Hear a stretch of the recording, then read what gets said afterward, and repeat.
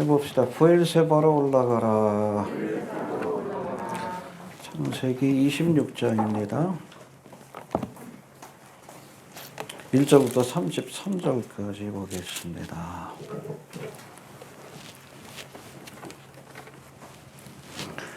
교독합니다. 아브람 때에 첫 흉년이 들었더니 그 땅에 또 흉년이 들매 이삭이 그랄로 가서 블레셋 왕 아비멜렉에게 이르렀더니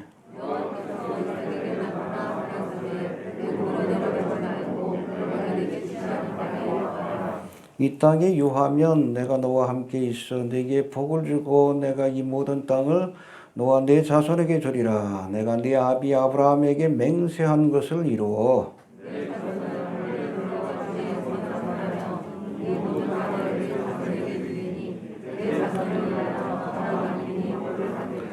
이는 아브라함이 내 말을 순종하고 내 명령과 내 계명과 내 율례와 내 법도를 지켰음인지라 하시니라.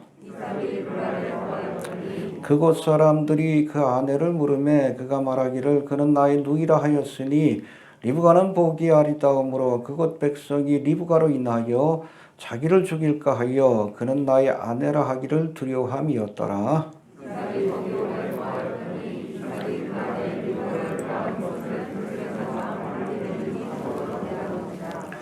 이 아비멜렉이 이삭을 불러 이르되 그가 정녕 네 아내여를 어찌 내 누이라 하였느냐. 이삭이 그에게 대답하되 내 생각에 그를 인하여 내가 죽게 될까 두려워하였음이로라.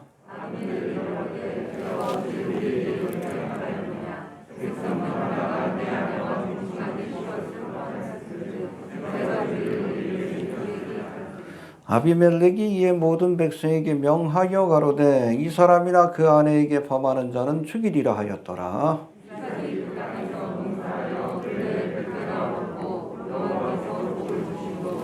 그 사람이 창대하고 왕성하여 마침내 거부가 되어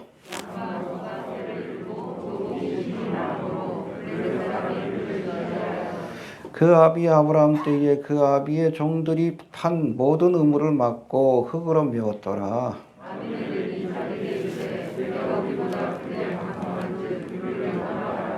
이삭이 그곳을 떠나 그랄 골짜기에 장막을 치고 거기 우거하며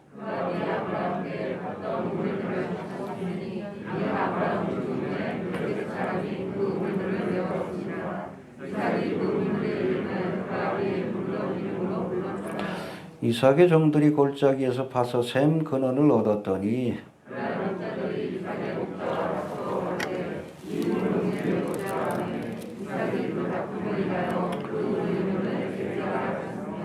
또 다른 우물을 팠더니 그들이 또 다투는 고로 그 이름을 신나라 하였으며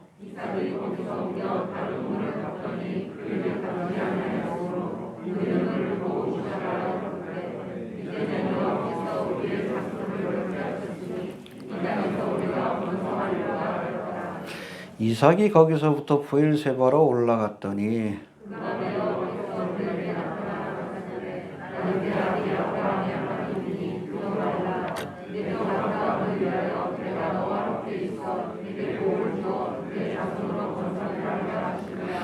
이삭이 그곳에 단을 쌓아 여호와의 이름을 부르고 거기 장막을 쳤더니 그 종들이 거기서도 우물을 팠더라.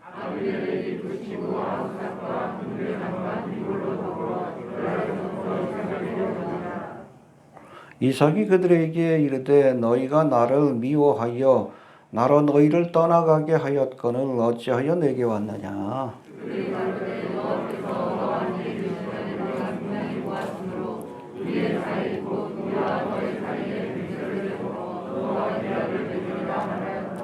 너는 우리를 해하지 말라. 이는 우리가 너를 범하지 아니하고 선한 일만 네게 행하며 너로 평안히 가게 하였음이니라. 이제 너는 여호와께 복을 받은 자니라. 아침에 일찍이 일어나 서로 맹세한 후에 이삭이 그들을 보내매 그들이 평안히 갔더라.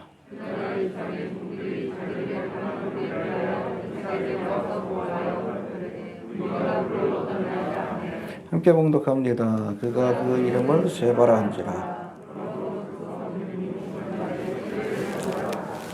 아멘. 창세기 12장부터 시작된 아브라함의 행적에 관한 기록이 25장까지 이어지고 있고, 또 이삭의 아들인 야곱에 관한 기록은 27장부터 35장까지 기록되어 있고, 또 야곱의 아들인 요셉에 관한 기록은 37장부터 50장까지 꽤 많은 그 부분을 할애해서 설명하고 있는데, 순수하게 여러분 이삭의 행적에 관한 기록은 딱 여기 26장에만 기록되어 있습니다. 딴 건 뭐 야곱하고 연결되어 있고 아브라함하고 연결되어 있지, 이삭의 행적에 관한 기록은 26장만 기록되어 있어요. 이해가 되십니까? 여러분, 모리아 산상에서 이삭이 죽기까지 순종하는 그 믿음의 모습을 보여줍니다. 할렐루야. 아무튼 이렇게 순종하는 믿음의 모습을 보여주었는지, 그래서인지 몰라도 여러분 이삭의 삶에는 특별한 고난이나 어려움이 없었어요. 그러니까 뭐 특별히 기록할 만한 것이 없는 거예요. 이해가 되시죠? 예. 그럼에도 오늘 본문에는 짧지만 이 가나안 땅에 찾아온 기근으로 인해서 이삭의 믿음이 연단을 받아 이제 하나님이 기뻐하실 만한 믿음의 사람으로 성숙되어가는 그 과정을 우리에게 보여주고 있습니다. 할렐루야. 여기 보면 뭐 앞에 부분은 환난에 관한, 템테이션에 관한 기록이 나와 있고, 그랄 땅에서 뒤에는 템테이션, 시험에 관한 거고, 뒤에는 또 환난에 관한, 그랄 땅에서 겪은 환난에 대한 그런 기록들이 있는데, 그 시험과 환난을 통해서 하나님이 인정할 만한 성숙한 믿음의 사람으로 거듭나게 되었다는 겁니다. 할렐루야. 여러분, 성도의 삶 속에서도 시험이 있고 환난이 있습니다. 왜 시험과 환난을 허락하시는가? 퍼미트 하시는 거예요. 왜 허락하십니까? 우리를 믿음의 사람으로 연단하기 위한 과정입니다. 시험을 만나거든 오히려 기뻐할 수 있어야 합니다. 할렐루야. 왜 하나님께서 나를 미워하시나, 왜 이렇게 환난이 있고. 아니요. 사랑하시고 기뻐하시기 때문에 시험과 환난을 통해 연단하시고, 연단 후에는 더 큰 축복으로 갚아주시는 거예요. 이삭의 삶에도 그런 모습들을 우리에게 보여주고 있습니다. 아무튼 이 말씀 우리가 살펴보기 전에 먼저 우리 지난 시간에 공부한 말씀들 한번 복습해 봅니다. 이 아브라함이 사라가 죽은 이후에도 구두라를 통해서 몇 명의 자녀를, 그렇죠, 140 이후, 그러니까 137세 때 사라가 죽었으니까 그 이후에 아마 장가를 갔으면 거의 한 140. 그때부터 자식을 낳았는데 175세까지 6명의 아들을 낳았어요. 회춘하는 은혜를 주신 겁니다. 하나님께는 불가능한 일이 없습니다. 하나님이 축복하시면 고목나무에도 꽃이 피는, 할렐루야. 재밌는 장면들이 많아요. 성경에 보면 가끔. 웃게 하시는 장면들이 나옵니다. 아무튼 6명의 아들을 낳았지만 언약의 후손 이삭만이 아브라함의 유일한 상속자였어요. 구두라의 6 아들을 내보낼 때도, 집에서 내보낼 때도 그냥 선물만 줘서 보냈어. 왜? 유일한 상속자는 누구이기 때문에. 그렇죠? 여러분, 아버지의 독생자는 예수님밖에 없습니다.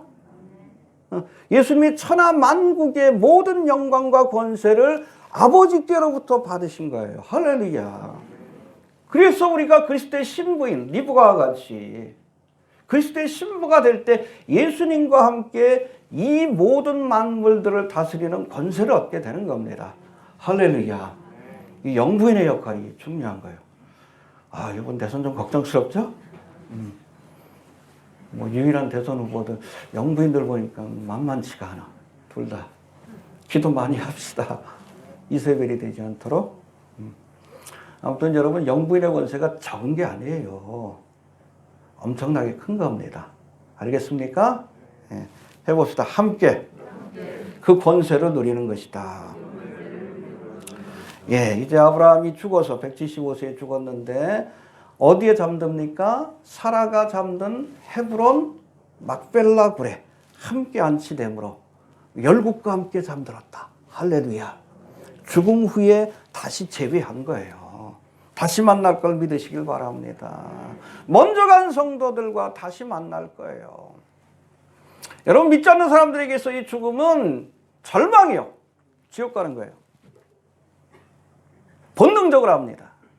왜 죽어? 그러다 죽는 거예요. 그러나 여러분, 성도들의 죽음은 천국으로 이어져요. 할렐루야. 그래서 먼저 간 성도들, 아브라함, 이삭, 야곱도 만날 것이고, 그렇죠? 주기철 목사님도 만날 것이고, 바울도 만날 것이고, 먼저 간 성도님들을 다시 만나는 거예요. 할렐루야. 예. 기쁘지 않습니까? 막벨라 굴이 여러분 에덴 동산으로 뭐 유대인의 전승이긴 하지만 천국으로 이어지는 통로라는 것을 우리가 잊지 않길 바랍니다. 예. 초창기 이삭과 친밀한 관계를 유지했던 이스마엘과 또 구드라의 후손들이 시간이 갈수록 이스라엘과 대적하는 관계로 바뀌게 되는데, 여러분, 믿음의 집 아브라함의 집을 떠나 믿음의 길에서 점점 멀어지다 보면 결국에는 타락하여 하나님의 백성을 대적하고 하나님을 대적하는 사람이 될 수밖에 없는 거예요. 어려워도 믿음의 자리에 머물러 있길 바랍니다. 오늘 본문에도 이게 중요한 거예요. 야, 이 가나안 땅 떠나지 마. 힘들어도 믿음의 자리에 있어야 돼. 코로나 사태 금방 끝날 것 같죠? 생각보다 좀 빨리 지나요? 오늘 36,000명이가 나왔죠? 10만 명이 저거 정점에 이를 것 같은데, 원래는 6월, 7월 뭐 전문가들이 얘기했는데 그보다 좀 페이스가 빨라. 정부에서도 이제는 그냥 계절 독감으로 이렇게 취급하겠다고, 그럴 계획이라고 발표했는데 그렇게 될 것 같아요. 빠르면 3월이나 4월쯤에 모든 상황이 끝날 수도 있습니다. 영국처럼. 할렐루야. 무슨 얘기하다 그랬지? 잘 버팁시다. 잘 버티시길 바랍니다. 잠시 평안하다 안전하다 할 시기가 주어질 것 같아. 그때 열심히 우리가 복음도 전해야 되고 열심히 모이기도 힘써야 되고, 할렐루야. 잠깐 그런 시간이 주어질 것 같다는 생각도 좀 듭니다. 기도 많이 하시길 바랍니다. 대선을 위해서도 기도하세요. 한숨만 나와. 하나는 말아먹을 놈, 하나는 팔아먹을 놈. 한숨만 나와요. 기도 많이 합시다. 누구도 못 뽑겠어. 참 걱정스러워요. 차라리 모르는 게 낫지. 자, 또 하나님 주신 영적인 축복을 멸시한 에서는 비록 이삭의 장자로 태어났지만 그 장자권을 빼앗겼어요. 해봅시다. 장자권을 빼앗겼다. 빼앗긴 게 아니지. 사실은 팔아먹은 거예요. 그러니까 하나님 뭐라고 했어요? 내가 야곱은 사랑하였고 에서는 미워하였다. 하나님의 판단 기준은 여러분, 인간적으로 얼마나 멋있고 근사하고 젠틀한가, 그건 에서가 더 낫지. 그게 아니요. 야곱처럼 야비한 인생이라 할지라도 하나님의 것을 소중히 여기는 사람을 하나님은 사랑하십니다. 아무리 세상적으로 그렇게 많은 사람들이 대단하다 그래도 여러분, 하나님의 것을 멸시하는 자를 하나님은 멸시하십니다. 하나님의 것을 귀히 여길 수 있게 되길 바랍니다. 하나님의 것을 귀히 여기는 것이 하나님의 축복을 귀히 여기는 것이 곧 하나님을 귀히 여기는 거예요. 왜 하나님이 야곱은 사랑하시고 에서는 미워했는지 알겠습니까? 결국에는 여러분, 에서의 후예인 에돔 족속들이 하나님의 심판을 받고 저주받은 민족이 돼요. 멸망에 이르게 됩니다. 이스라엘은 지금까지도 남아있지만 하나님의 것을 소중히 여길 수 있게 되길 바랍니다. 이제 본문을 통해서 이삭의 믿음이 아무튼 이 그랄 땅에서 시험과 환난을 통과하면서 성장하는 모습을 우리가 한번 살펴보도록 합니다. 먼저 1절부터 11절까지는 아브라함의 때와 마찬가지로 흉년으로 인해서 그랄 땅을 찾아간 이삭에게 찾아온 시험에 관한 말씀이 나오는데, 100년 전 아버지 아브라함이 기근을 피해 애굽 땅을 찾아갔다가 아내인 사라를 누이라고 소개했던 것처럼 이삭도 기근을 피해서 그랄 땅을 찾아갔다가 아내인 리브가를 누구로? 누이로 소개했다가 그렇게 책망을 받는 모습을 우리에게 보여주고 있습니다. 하나씩 좀 살펴봅시다. 1절, 2절 봅시다. 시작.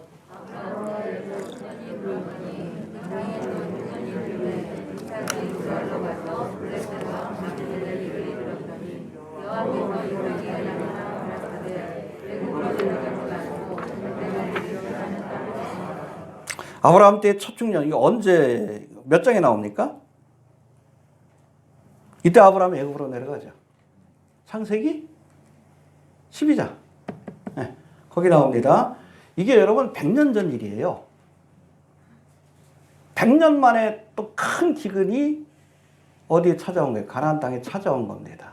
그러니까 이번에도 이삭이 아브라함처럼, 왜냐면 여러분 애굽 땅은 물이 많거든. 나일강이 있고. 그곳으로 내려가려고 했는데 하나님께서 가지 못하게 하신 거예요. 할렐루야. 근데 흥미로운 것은 100년 만에 아브라함 때 기근이 왔고 100년 만에 이삭 때 기근이 왔는데 또 100년 뒤에 큰 기근이 여러분 가나안 땅에 찾아옵니다. 누구 때?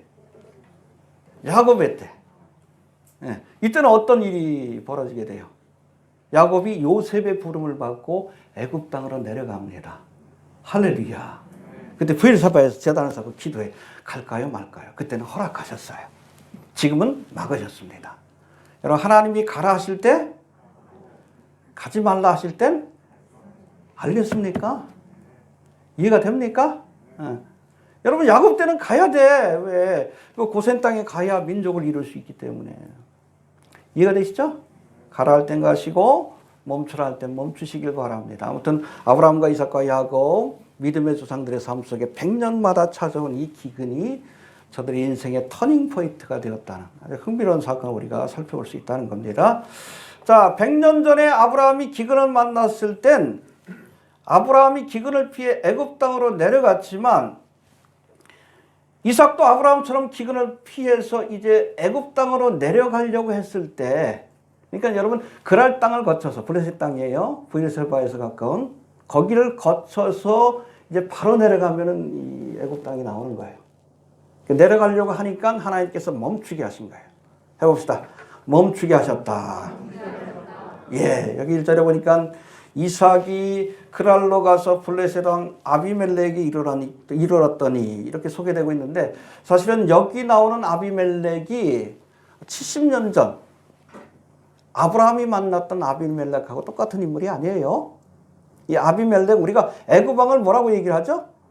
바로라고. 그랄의 왕, 블레셋의 왕은 일반적인 명칭이 바로 아비멜렉이에요. 뭐 아버지는 왕이다 라는 뜻이에요. 그러니까 왕가의 후손으로서 나도 왕이다. 그게 아비멜렉이라는 뜻입니다. 그러니까 애굽의 왕들을 바로라고 부르는 것처럼 그랄의 왕들을 아비멜렉이라고 불렀는데, 이것은 아브라함과 맹세를 했던 그 아비멜렉하고는 다르다. 그 사건과 이 사건은 70년의 그런 시간의 터울이 있다. 그렇게 이해하시면 될 것 같습니다. 근데 자유주의 신학에서는 이것을 똑같은 사건을 그냥 이렇게 두 가지로 기록한 것을 묘사하는 게 아니에요. 그 세부적인 내용을 보면 분명히 다른 사건이라는 것을 우리가 알 수 있다는 겁니다. 자, 100년 전 아브라함은 가나안 땅에 흉년이 들자 기근을 피하겠다라고 애굽 땅으로 내려갔지만 하나님은 이삭에게 애굽으로 내려가지 말고 내가 네게 지시하는 땅으로 가라라고 그렇게 명령하십니다. 2절 다시 한번 봅시다. 시작.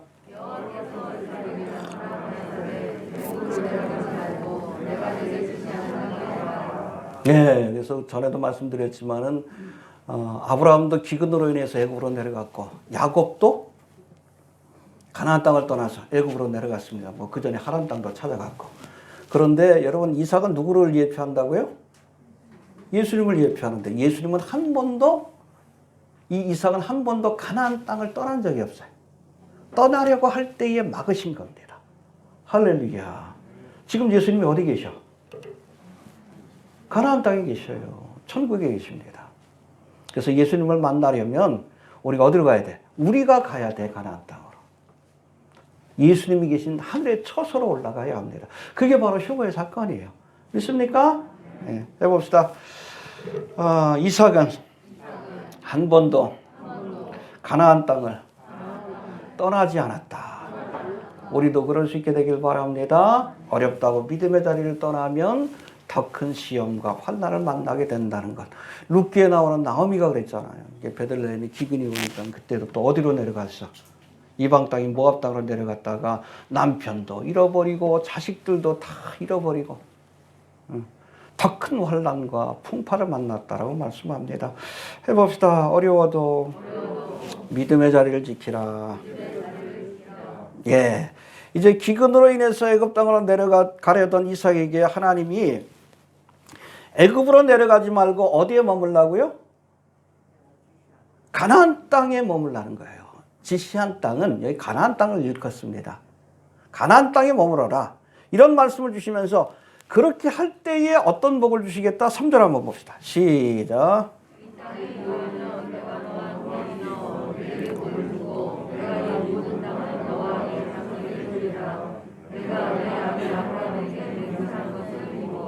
예, 그 다음에 4절.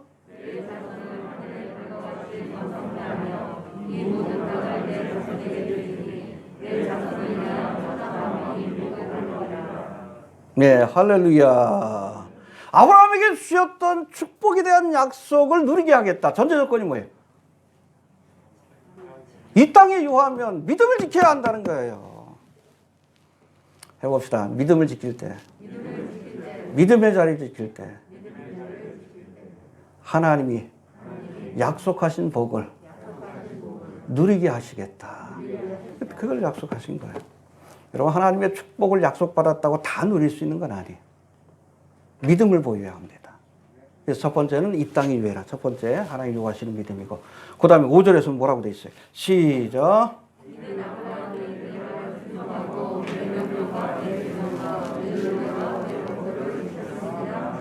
예, 하나님의 명령에 순종하는 믿음. 믿음의 자리를 떠나지 않는 믿음, 하나님의 명령에 순종하는 믿음을 네가 보일 때 아브라함에게 약속했던 것들을 비로소 누리게 하겠다. 할렐루야. 여러분, 우리가 축복을 약속받았다고 그것을 다 누리는 건 아니에요. 그것을 누리기 위해서는 합당한 믿음을 보여야 합니다. 여러분, 출애굽한 이스라엘 백성들에게 하나님께서 뭘 약속하셨어요? 젖과 꿀이 흐르는 가나안 땅을 너희의 유업으로 주리라. 할렐루야. 그걸 누렸어요? 못 누렸어요? 일대, 여러분, 가나안 땅을 처음으로 빠져나온 20세 이상의 일대죠.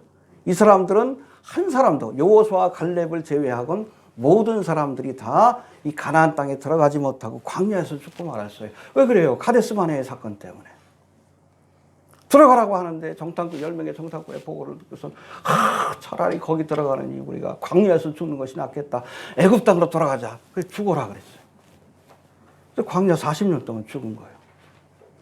약속이 주어졌지만 합당한 믿음을 보이지 못했기 때문에 약속하신 것을 누리지 못한 겁니다.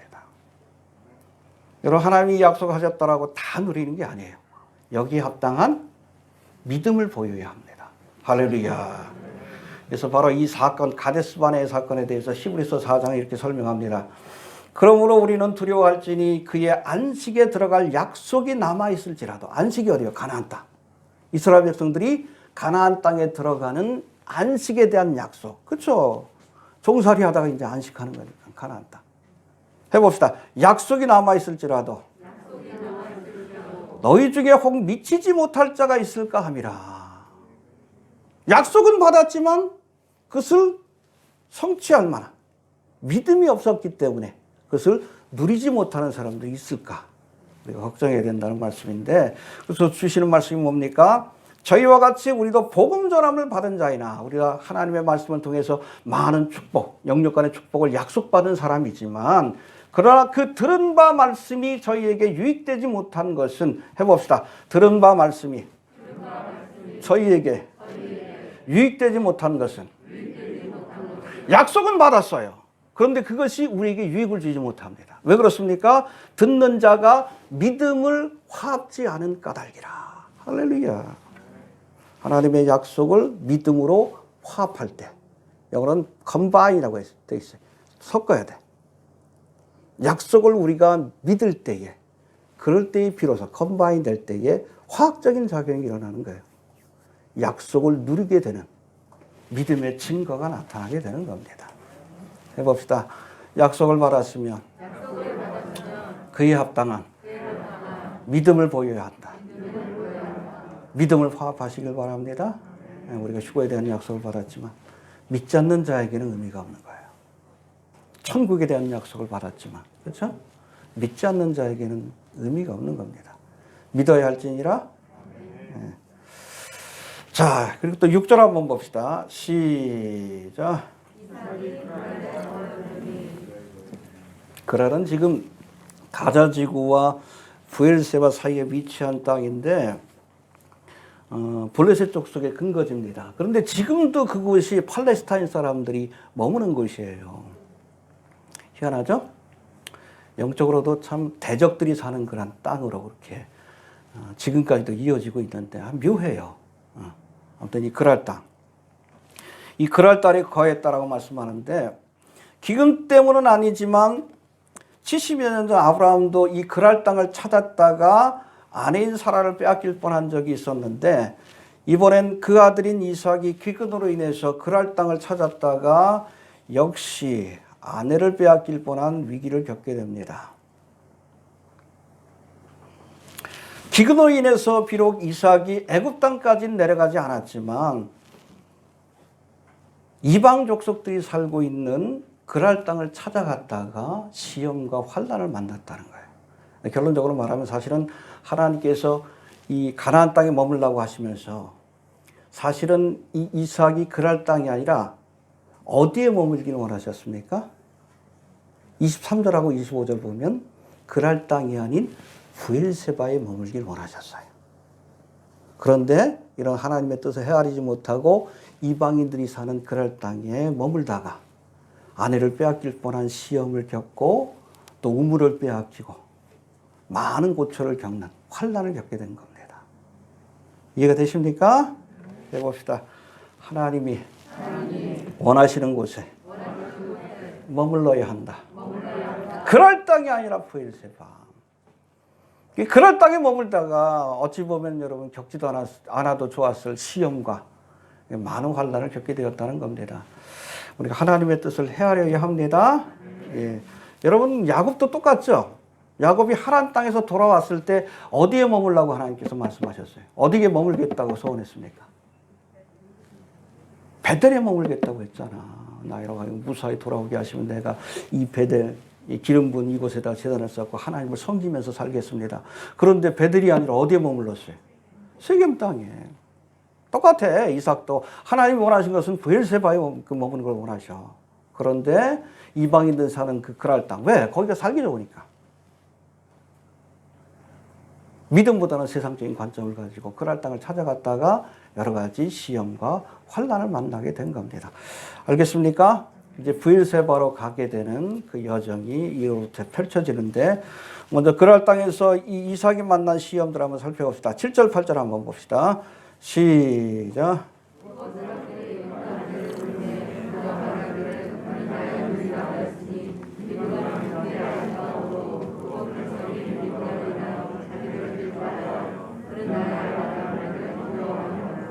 네, 이 모습 보니까 누가 생각나죠? 부전자전이요. 부전자전이요. 아브라함도 그랬죠. 애굽 땅에 내려갔을 때도 아내를 누이라고 했다가 뺏길 뻔하고. 또 그랄 땅, 이때는 뭐 기근은 아니지만 그랄 땅에 갔을 때도 아내를 누이라고 했다가 아비멜렉에게 또 뺏길 뻔하고.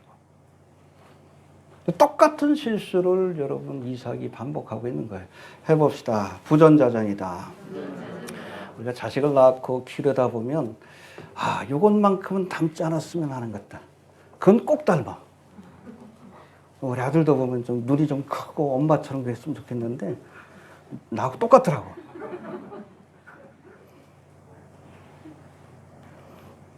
똑같이 생겨가지고 우리 아들이 어디 가도 잘해야 돼. 어떤 경우는 뭐 성격도 닮고, 그렇죠? 응? 희한해. 그래요, 권사님? 네. 닮지 말았으면 하는 것들은 꼭 닮아. 근데 사실은 우리가 이삭뿐 아니라 아담으로부터 죄의 본성을 우리가 유전받은 사람들입니다. 그래서 비록 구원받았다 할지라도 온전히 하나님이 기뻐하시는 거룩한 삶을 살기까지는 시간이 필요해. 알겠습니까? 네, 우리가 구원받았다고 곧바로 성화되고 영화되는 게 아니에요. 이해되셔요? 한 번 구원은 영원한 구원입니다. 우리가 중생했으면 이미 구원받은 거지만 justification, 그럼 법적으로 이미 하나님이 선포하신 거예요. 이건 물을 수가 없습니다. 이해가 됩니까? 만약에 하나님께서 justification, 구원받았다고 중생했다고 선언했는데 야, 너 요즘 말 안 듣는 것 같아. 뺏을 거야. 그러면 하나님이 아니시죠. 이랬다 저랬다는 변덕스러운 그런 분이 아니잖아요. 그러나 구원받았다고 곧바로 우리가 거룩해지는 건 아니에요. 내가 거룩하니? sanctification의 과정이 필요해. 이삭도 아버지로부터 받은 그 죄의 본성을 바꾸는데 많은 연단과 환난의 과정이 필요했다는 겁니다. 야곱도 마찬가지고 우리도 그런 겁니다. 알겠습니까? 네, 해봅시다. 구원받았다고 거룩해지는 건 아니다. 시간이 필요합니다. 죄의 본성이 바뀌는 sanctification의 과정이 필요하다는 것. 알겠습니까? 그러나 구원받은 사실이 여러분 취소되는 건 아닙니다. 한 번 구원은 영원한 구원이다. 그러나 가룟 유다처럼 처음부터 여러분 가룟 유다는 구원받지 못한 사람이에요. 은혜는 받았지만 구원받지 못한 사람들도 있고 자기가 구원받은 줄로 착각하는 사람들도 있다는 겁니다. 그래서 혹시 우리 삶 속에서 예수를 믿긴 믿는데 신앙의 열매가 나타나지 않고 기쁨이 없고 그러면 내가 정말 구원받은 사람인지는 좀 돌아볼 필요가 있어요. 그러나 진실로 성령과 말씀으로 거듭난 사람들은 한 번 구원은 영원한 구원입니다.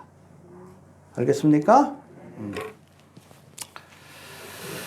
자, 아브라함도 아내를 누이라고 속인 건 아니지. 사실은 이 아브라함과 사라의 사이는 무슨 사이요? 이복 여동생이에요. 진짜 누이요. 아브라함이 사례를 누이라고 한 것은 속인 건 아니야. 그러나 반쪽 진리입니다. 우리가 하나님의 말씀을 전할 때는, 진리를 전할 때는 상대방이 알기 원하는 것만 전하면 안 돼요. 다 전해야 합니다. 알겠습니까? 우리가 복음을 전할 때도 초림에 관한 이야기만 하면 안 돼. 축복에 관한 이야기만 하면 안 돼요. 지옥에 관한 이야기도 해야 되고 재림에 관한 이야기도 해야 됩니다. 이 두 가지를 다 전해야 온전한 진리예요. 근데 아브라함은 사례를 누이라고 해서 거짓말은 아니지만 반쪽 진리요. 오해를 살 수 있는. 여기에 반해서 이삭은 리브가를 뭐라 그랬어요? 그렇죠? 누이입니까? 아니에요. 오촌 조카요. 아브라함은 반쪽 진리만 전했지만 이삭은 처음부터 거짓말한 거예요. 죄의 질이 더 나쁩니다. 알겠습니까? 네. 죄의 질이 나빠. 여러분 시편 19편에서 이 다윗이 뭐라고 고백합니까? 주여 나로 하여금 고범죄를 짓지 않게 해주옵소서. willful sin이라고 되어 있는데 고범죄라는 것은 죄인 줄 알면서 거짓말인 줄 알면서 처음부터 의지를 가지고 거짓말하는 거예요. 여러분 이 이삭의 죄가 바로 고범죄입니다. 죄질이 더 나쁜 거예요. 아버지보다도. 죄짓지 않기를 바랍니다. 여튼 이처럼 이삭이 그랄 땅에서 리브가를 누이라고 속임으로 그럴 사람들에게 리브가를 빼앗길 뻔한 위기를 겪었지만 굉장히 이뻤거든요. 아립답다 오늘 본문에도 나오지만. 근데 아비멜렉으로 하여금 이삭이 리브가를 껴안고 있는 모습을 보게 하셨어요. 누가? 하나님이 그렇게 하게 하신 겁니다. 사고는 누가 쳤지만? 아브라함과 이삭이 쳤지만. 수습은 누가 하셨습니까? 네, 좋으신 하나님이십니다. 네. 혹시 내가 불순종의 길을 가다가 사고 치면 미안해하지 마시고 천부여 의지없어서 손 들고 옵니다. 하나님이 수습해 주실 겁니다. 네. 내가 잘못해서 그렇게 사고 친 걸 할지라도 하나님 앞에 구하시길 바랍니다. 해봅시다. 사고는 이삭이 쳤지만 하나님이 수습해 주셨다. 좋으신 하나님이십니다. 예, 아무튼 이 앞에 부분이 이삭이 그랄 땅을 찾아오면서 겪게 된 시험이라면 12절부터 22절까지는 그랄 땅을 찾아오면서 겪게 된 환난에 관한 말씀들이 나오는데 하나씩 좀 살펴봅시다. 먼저 12절 13절 한번 봅시다. 시작.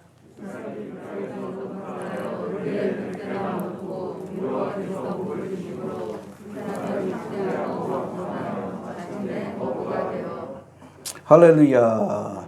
아무튼 그랄 땅에서 농사를 지었다. 원래 여러분 아브라함과 야곱은 목축입니다. 이삭도 그렇고. 근데 이 농사를 지었다는 거 보니까 그랄 땅에 정착하면서 이삭이 농업을 같이 병행했던 것을 우리가 알 수 있어요. 근데 농사를 지었는데 농사를 지은 첫 해에 100배의 결실을 얻었다라고 말씀합니다. 할렐루야. 초보 농사꾼인데 이 하나님이 축복하신 겁니다.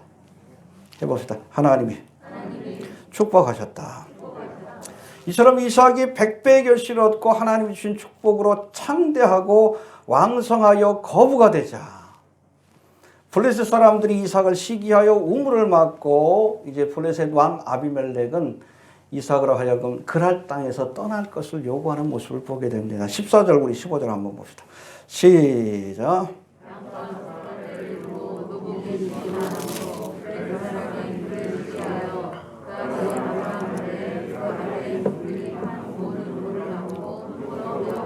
(16절) 아비멜렉이 이삭에게 이르되 예, 여러분 하나님의 백성들이 잘 되는 것 세상 사람들이 싫어합니다. 특별히 여러분 세상을 주관하는 세상의 왕들이 싫어해요. 우리 그리스도인들이 잘 되는 것. 이해되십니까? 여러분 출애굽 1장에도 보면 애굽 땅으로 이주해온 이스라엘 백성들이 생육이 중다하고 번식하여 창성하고 심히 강대하여 온 땅에 가득하게 되었더라. 할렐루야. 하나님 축복하신 거예요. 이삭을 축복하듯이. 근데 문제는 이때부터 요셉을 알지 못하는 애굽의 새 왕이, 그렇죠? 요셉이 사실은 애굽 땅을 구원했는데 그걸 알지 못하는 새 왕이 일어나서 이스라엘 백성들을 핍박하기 시작했다라고 말씀하는데 흥미로운 것은 그렇게 학대를 받을수록 이스라엘 백성들이 더욱 번식하고 창성했다라고 말씀합니다. 해봅시다. 학대를 받을수록 더욱 번식하고 창성했다. 할렐루야. 하나님이 주신 축복이 함께하기 때문에 그렇습니다. 뭐 뒤에도 살펴보겠지만 사실은 오늘 본문에 등장하는 이 아비멜렉과 또 애굽 땅의 바로 왕은 적그리스도를 예표하는 인물입니다.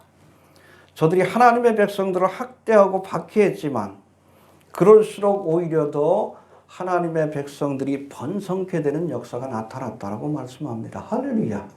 이건 7년 대화도 똑같이 일어나는 일들이에요. 주가 떠나고 나서 이스라엘 중심으로 해서 이 땅에도 많은 사람들이 예수 믿고 주님 앞에 돌아오는 역사가 나타날 거예요. 할렐루야. 저 그리스도가 이스라엘 백성들을 핍박하고 하나님의 백성들을 핍박할 것이지만 그래서 여러분 7장에 보면 이스라엘 12지파에게 12,000명씩 14만 4천 명이 하나님의 일을 받고 전 세계로 나가서 복음을 증거하게 되는데 할렐루야. 그리고 이어지는 말씀에 보면 허다한 무리들이 주님 앞에 돌아오는 역사가 나타났다라고 생각합니다. 할렐루야. 그래서 제가 그 얘기를 하는 거예요. 우리가 땅끝까지 복음이 전파돼야 주님이 오신다. 그건 여러분 예수님의 지상재림을 의미하는 거예요. 근데 그 사역은 누가 마무리 짓습니까? 이스라엘이 마무리 짓는 거예요. 교회가 시작하고 우리는 하다가 가는 겁니다. 그 7년 대관란 기간 동안에는 여러분 둘 중에 하나예요.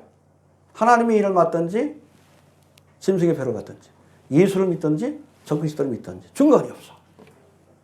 근데 여러분 적그리스도를 따르는 사람들도 많겠지만 그 숫자에 묻지 않게 허다한 무리들이 예수를 믿는 역사가 나타날 겁니다. 할렐루야. 7년 대관란은 어떤 의미에서는 환란의 기간이지만 큰 대부흥의 기간입니다. 인류의 역사 속에서 없었던 핍박을 받을수록 더 번성케 되는 법. 할렐루야. 이삭도 그랬고 애굽 땅에 있던 이스라엘 백성들도 그렇고 7년 대환란 때도 똑같은 일이 벌어지게 된다는 것을 우리가 기억할 수 있게 되길 바랍니다. 자, 17절부터 22절까지는 그랄 땅의 블레셋 사람들에게 쫓겨난 이삭이 이제 그랄 골짜기로 내려가서 원래는 그랄 땅에 거했습니다. 그러니까 여기가 도시죠. 도시 지역에 거하다가 아비멜렉이 가라 그러니까 이제 사람이 없는 한간 그랄 골짜기 내려가서 거기서 또 우물을 파고 거하지만 이때도 또 그랄 목자들과 다툼이 생겨서 3번이나 거처로 옮기며 또다시 우물을 파는 모습을 보여주고 있는데 이 우물들의 이름을 통해서 이삭이 경험했던 환난과 연단과 시험의 성격을 우리가 이해할 수 있다는 겁니다. 먼저 17절 18절 한번 봅시다. 시작.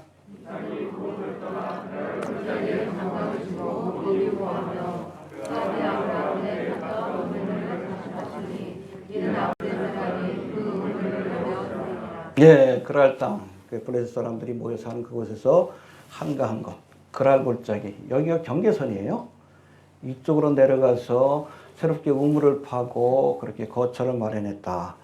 야, 아브라함이 팠던 그 우물을 다시 파서 그 이름을 다시 불렀다라고 말씀하는데 이것은 우물에 대한 소유권을 주장하기 위한 그런 과정이라고 볼 수 있습니다. 그리고 19절, 20절 봅시다. 시작.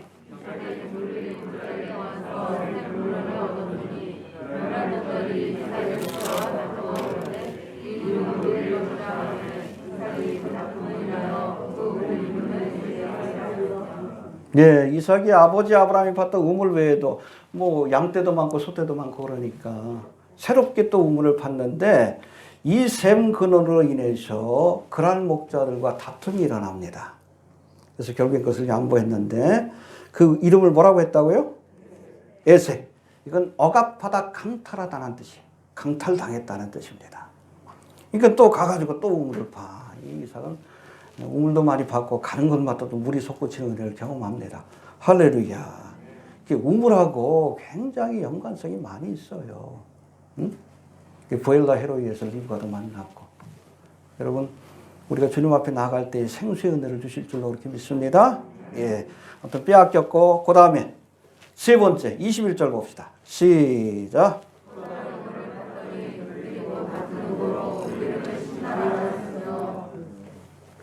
에색에서 강탈당한 우물을 강탈당한 이삭이 또다시 우물을 파서 물을 얻었지만 이 우물로 인해서 또다시 다툼이 일어나자 우물의 이름을 뭐라고 했다고요? 예, 히브리어는 시트나인데 대적하다는 뜻입니다. 해봅시다. 대적하다. 이 시트나에서 사탄이 나왔어요. 대적자. 시트나. 여기서 사탄이 나왔습니다. 여러분 이 그랄 목자들을 뒤에서 충동질하고 또 아비멜렉을 동원해서 그랄 땅에서 이삭을 쫓아낸 그 배경에 누가 있는 거예요? 사탄 마귀가 있는 거예요. 이해가 됩니까? 예. 우리가 믿음의 길을 갈 때에 또 하나님의 은총과 축복을 받을 때 이것을 방해하고 대적하는 어둠의 세력, 사탄 마귀가 있다는 것, 시트나의 세력이 있다는 것 우리가 꼭 기억해야 합니다. 예. 자, 그리고 22절로 넘어갑니다. 22절 시작.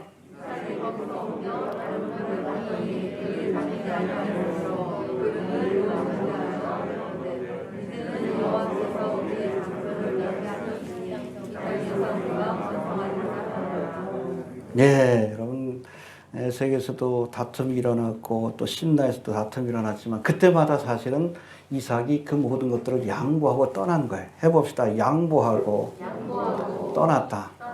힘이 없어서 아니요. 여러분 아브라함이 318명의 가솔들을 데리고 북방왕들을 정벌 했어요. 그때부터 더 재산이 많은 거예요. 종들도 많고 가솔들도 많고. 그러니까 아비멜렉이 두려워가지고 쫓아낸 거예요. 자기보다 더 강성해지니까. 힘으로 얼마든지 제압할 수 있어. 그랄 목자들 몇 명 다 된다고. 그런데도 양보했어요. 우물을 빼앗길 때마다 양보하고 떠나고 양보하고 떠나고. 그래서 결국 하나님께서 이 이삭에게 르호봇의 축복을 주신 겁니다. 할렐루야. 이 르호봇은 넓은 공간이라는 뜻입니다. 넓은 땅을 차지하게 하셨어요. 모든 것들을 양보하고 온유한 태도로 그렇게 끝까지 대적하지 않고 싸우지 않고 양보하는 모습을 보여줬더니 하나님께서 르호봇의 축복으로 넓은 땅을 차지하는 축복으로 갚아주신 겁니다. 할렐루야. 해봅시다. 양보했더니 르호봇의 축복을 주셨다. 예, 마태복음 5장 5절에서도 뭐라고 합니까? 온유한 자는 복이 있나니 저희가 땅을 기업으로 얻을 것이며. 할렐루야. 이삭이 대표인 경우예요. 여러분 우리가 세상 사람들과 다툼이 일어날 때 양보하십시오. 하나님이 갚아주십니다. 르호봇으로 갚아주셔요. 이해됩니까? 자꾸 싸워가지고 이기려고 하지 말고 손해보세요. 이삭처럼 양보하시길 바랍니다. 지는 게 이기는 거예요. 양보하고 끝까지 온유한 태도를 보이면 마지막에는 하나님께서 르호봇으로 넓은 땅을 차지하게 하는, 더 큰 축복을 누리게 하는 르호봇으로 갚아주실 줄로 그렇게 믿습니다. 예. 그리고 이제 이 르호봇에 머물다가 어느 날 갑자기 이 브엘세바로 이 이삭이 거처로 옮기는, 마지막으로 거처로 옮기는 장면이 23절부터 33절까지 나오는데, 이삭이 그랄 땅에서 시험과 환난을 겪은 뒤에 르호봇의 축복을 얻게 되었지만 굉장히 큰 물질적인 축복을 얻은 겁니다. 그러나 이 복을 뒤로하고, 르호봇의 축복을 뒤로하고 브엘세바로 올라가기로 결단합니다. 할렐루야. 자, 해봅시다. 르호봇의 축복을 뒤로하고 브엘세바로 올라갔다. 특별히 올라갈 이유가 없어요. 신앙적인 결단이라고 봐야 합니다. 알겠습니까? 예, 그래서 23절, 24절 한번 봅시다. 시작.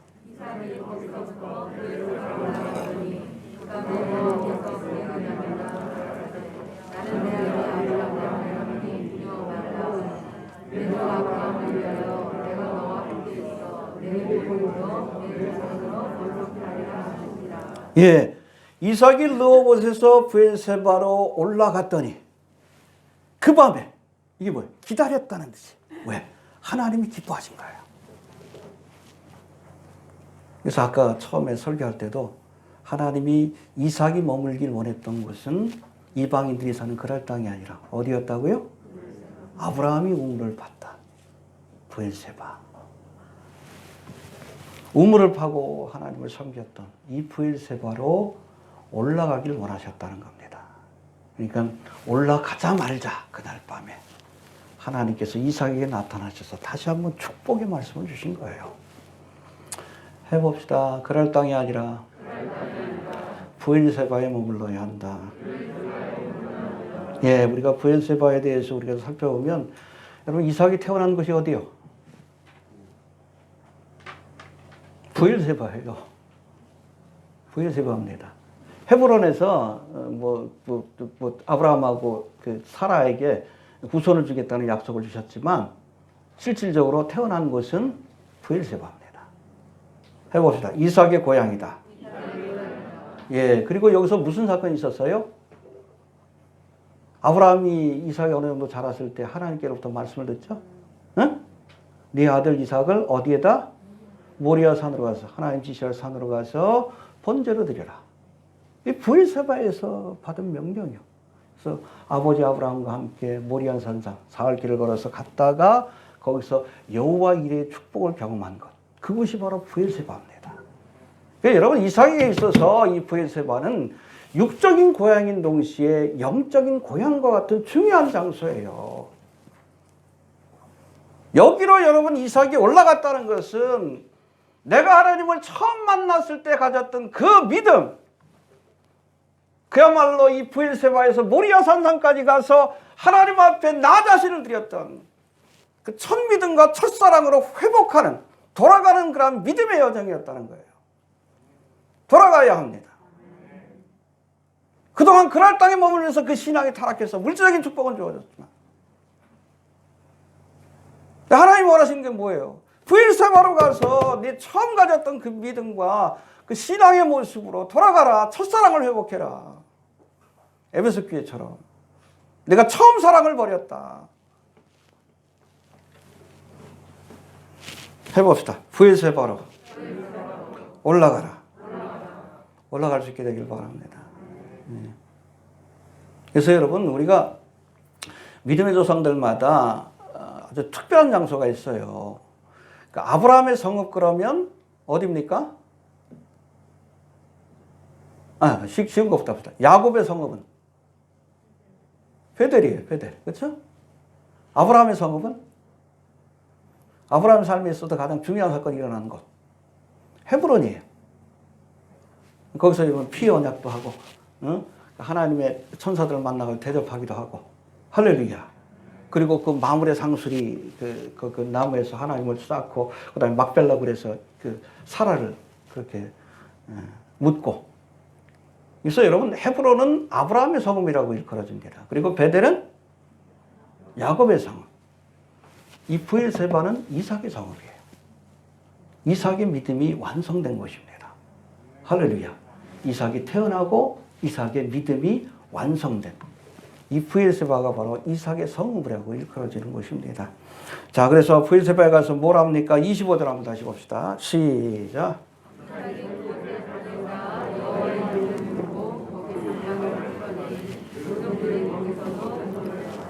예, 브엘세바에 가서 이삭이 한 일이 뭐요?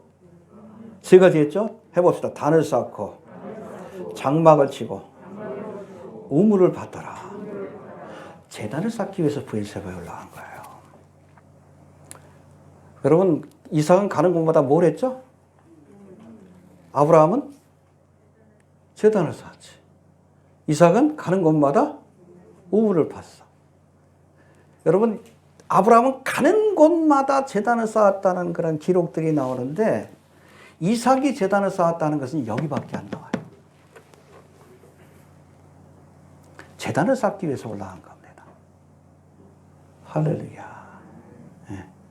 어찌 보면 보세요. 지금까지 이삭의 믿음은 아버지 아브라함의 믿음의 그늘 속에서 자란 화초와 같은 믿음입니다. 그런데 이삭이 브엘세바로 올라가서 비로소 거기에서 하나님 앞에 스스로 제단을 쌓고 여호와의 이름을 부르기 시작한 거예요.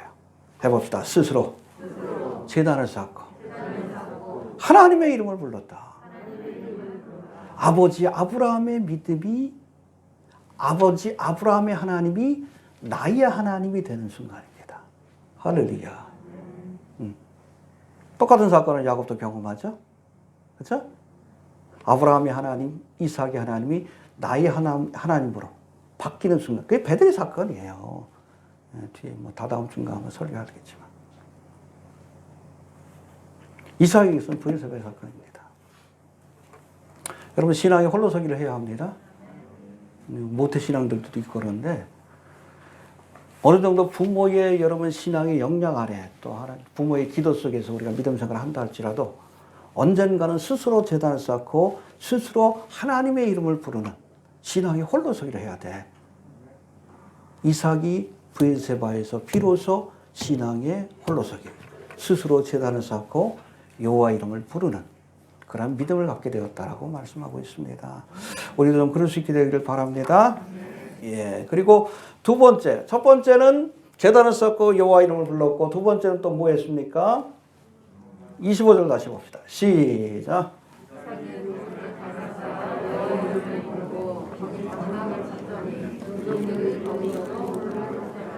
예, 제단을 쌓고 두 번째는 뭐 했어요?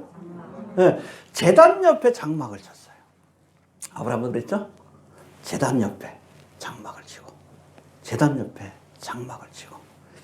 이게 사실은 아브라함과 이삭과 야곱으로 이어지는 믿음의 조상들의 신앙의 모습입니다. 해봅시다. 제단 옆에 장막을 쳤다. 이 믿음이 여러분 출애굽할 당시에는 이스라엘 백성들에게 성막을 중심으로 장막을 치는. 그 여러분 제단 옆에 장막을 쳤다는 것은 하나님의 제단을 중심으로 살았다는 거예요. 할렐루야. 이스라엘 백성들이 광야길을 걸 때는 성막을 중심으로 그렇게 장막을 치는 모습을 보여줬고 솔로몬의 성전이 완성된 뒤에는 이제 예루살렘에 있는 성전이 바로 이스라엘 모든 백성들의 삶의 중심이 된 겁니다. 해봅시다. 제단을 중심으로 살았다. 예, 그러니까 아브라함과 이삭과 야곱은 제단, 이스라엘 백성은 성막, 솔로몬 시대 이후에는 성전. 이 제단과 성막과 성전이 누구를 예표합니까? 예수님 아니요. 우리 성막 공부했잖아요. 그렇죠? 오늘 우리도 제단 옆에 장막을 쌓아야 돼요. 예수님과 함께 해야 합니다. 또 그리스도의 몸된 교회를 가까이 해야 합니다. 제단을 중심으로 살아야 돼. 응? 이 믿음을 갖게 하시려고 하나님이 시험하시고 연단하신 거예요. 이삭아.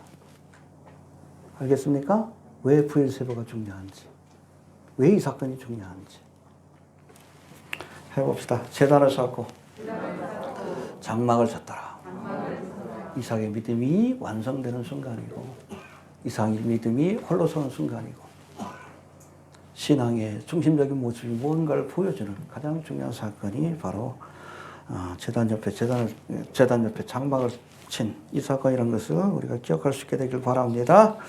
아무튼 이렇게 브엘세바로 올라가서 하나님 앞에 제단을 쌓고 하나님 중심으로 살기로 결단했을 때 주어진 두 가지 축복이 있습니다. 첫 번째, 대적들이 화평을 청해옵니다. 할렐루야. 누가? 아비멜렉이 찾아왔어. 그동안 그렇게 괴롭히더니 우리가 믿음을 회복하면 대적들이 화평을 청해와요. 할렐루야. 자, 우리 26절 한번 봅시다. 26절. 시작.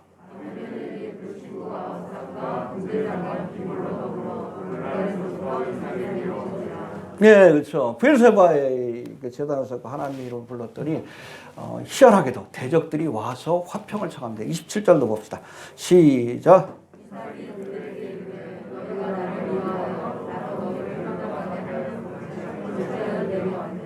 예, 여기 보면 아비멜렉이 누구를 데리고 옵니까? 친구 아웃삭과 군대장관 비골. 군대장관 비골은, 이 비골도 여러분, 이 국방부 장관의 또 다른 명칭이에요. 아브라함 때도 비골과 함께 왔다는 말씀이 나오는데, 흥미로운 것은 친구로 그렇게 묘사되고 있는 아웃삭이. 해봅시다. 아웃삭. 여기 친구라고 해석됐지만, 원래는 왕이 가까이 하는 고문관 혹은 카운슬러. 책사입니다. 그래서 여러분, 여기에 등장하는 아비멜렉과 아웃삭은 요한계시록에 등장하는 13장에 등장하는 적그리스도와 거짓 선자를 예표하는 인물이에요. 근데 이들이 이삭에게 찾아와서 무릎을 꿇고, 이해가 됩니까? 항복한 거예요. 그동안 그렇게 괴롭혔지만 화평을 청하는 그 모습이 언제 일어난 사건입니까? 이삭이 브엘세바로 올라갔을 때. 할렐루야. 7년 대환란 때도 마찬가지요. 여러분, 거짓 선지자와 이 적그리스도가. 그러니까 여러분, 거짓 선지자는 적그리스도의 모사꾼이에요. 아웃삭하고 똑같습니다. 아마 이게 그랄 목자를 동원해가지고 이삭의 무덤을, 그 우물을 빼앗고 그 모든 것들은 아마 아웃삭이 지시했을 거예요. 아비멜렉이 아마 허락을 했을 거고. 근데 결국에는 아무리 괴롭혀도 하나님이 함께 하시는 믿음의 증거가 나타나니까. 괴롭히다가 안 되겠으니까. 야, 갈수록 창성해지는데 그냥 뒀다간 화평의 그 맹세를 하지 않으면 이제는 자기가 죽게 생겼어. 저지른 죄가 있으니까. 무릎을 꿇고 와가지고 화평의 죄악을 맺겠다라고 찾아온 거예요. 할렐루야. 언제? 브엘세바에 올라갔을 때야. 여러분, 브엘세바로 올라갈 수 있게 되길 바랍니다. 기도의 재단을 쌓으십시오. 믿음의 재단을 쌓으십시오. 대적들이 무릎 꿇는 역사가 나타날 겁니다. 할렐루야. 예. 또 한 가지 흥미로운 사건이 또 나오는데 우리 32절을 봅시다. 시작.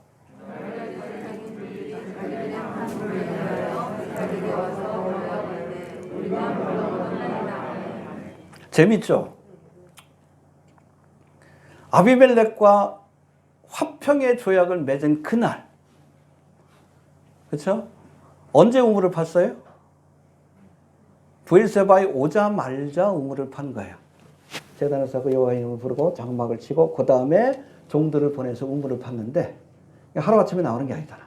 근데 흥미롭게도 이 아비멜렉과 맹약을 맺는 그날 우물이 솟구치는 귀한 은혜가 주어지게 되었다는 겁니다. 할렐루야. 어찌 보면 여러분, 이스라엘 땅에서 이 우물은 정착해서 살아가는데 가장 필요한 것이 우물이에요. 왜 하나님께서 이 우물을 주셨을까? 셈이 돋게 하셨으면 딴 거 아니에요. 브엘세바에 정착하여 살라는 하나님의 뜻입니다. 할렐루야.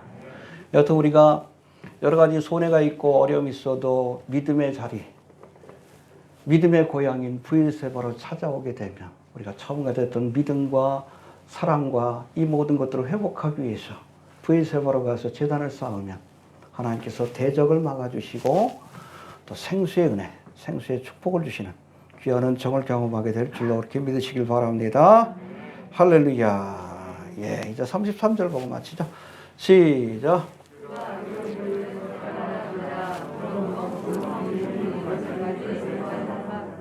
예, 이렇듯 이삭이 아비멜렉과 화평의 맹세를 하고 얻은 그날 솟구친 물을, 그 우물의 이름을 뭐라고 지었다고요? 세바. 그렇죠? 이건 부엘세바하고 다릅니다. 부엘세바는 누가 지은 이름이에요? 아브라함이. 그 우물하고 달라요? 새롭게 판 거예요? 부엘세바, 세바. 근데 흥미로운 게 뭐냐면 우리 33절 다시 한번 봅시다. 시작.